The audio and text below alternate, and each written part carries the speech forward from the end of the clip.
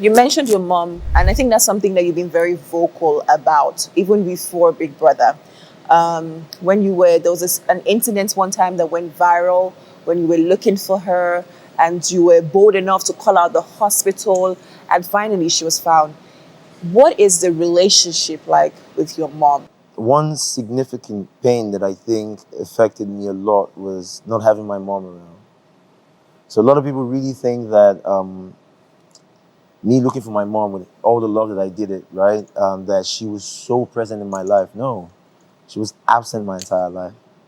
Yeah, it was my entire life. It was just longing to be in school or see people's mom come to school for PTAs and whatnot. And I just feel like, oh my God, my mom is so pretty. She came here now. I probably have like so many more friends and whatnot. Never happened. The silver lining for me, or why I really still have love to give, is my dad. Oh, and I think something happened in the show Big Brother when I think we were sitting in the dining and there was an argument about how men could not. Someone said that men could not take care of children as much as women would love them and take care of them. And I felt really attacked by that. Yeah, I felt really attacked because my dad raised me and he did an absolutely great job. He took care of really young kids. I can't even say how young we were because we were really young, really young. Did everything. Got a boss. Was riding a commercial bus in Lagos. Conductor, wali. Trained us through school. It was a lot. It was a lot. And he, even within all of that pain, he never for once made us feel like my mom was less. He would always tell us. He would always complain. Oh, your mom left you. You left us. This and that. But after all of that, he would say, you cannot hate your mom. You must love your mom. He was in pain. He would complain about how my mom left. By the end of all of that, he would still catch himself and say, I had my experience with your mom.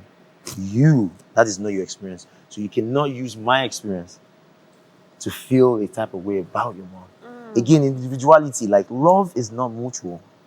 It's a decision. And it's never pleasurable. Never. If it was, if love was pleasure, God would have given up on humans a long time ago. And if God is the template for love on earth, then it's not mutual. It's not. It's not. What was your growing up like?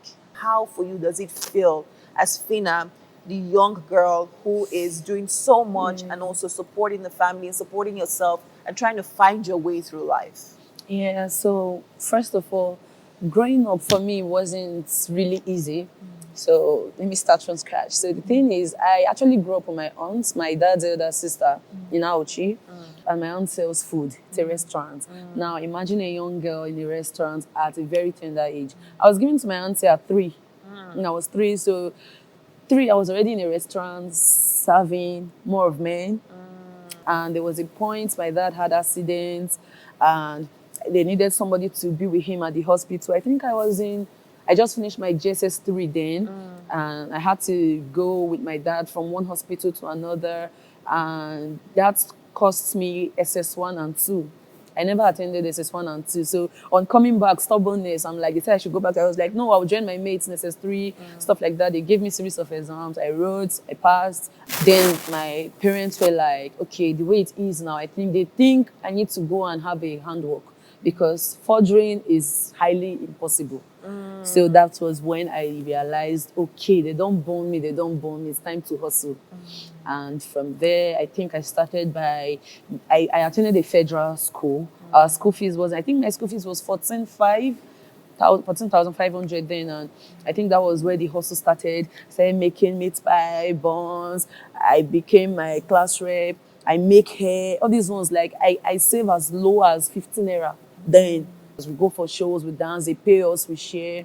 And, finishing school, I went to serve. I was doing that. I had other part-time jobs. And then I think that was when I took up hyping. I think I followed my friends to the club and I was listening to the hype guy and I realized I can actually do this thing this guy is doing. And that was it. That was how I entered. And from then till now, even after Big Brother's house, some of my friends would be like, Phyna, the way you are hustling, you're not hustling as if you want money at all. I say, money, they finish.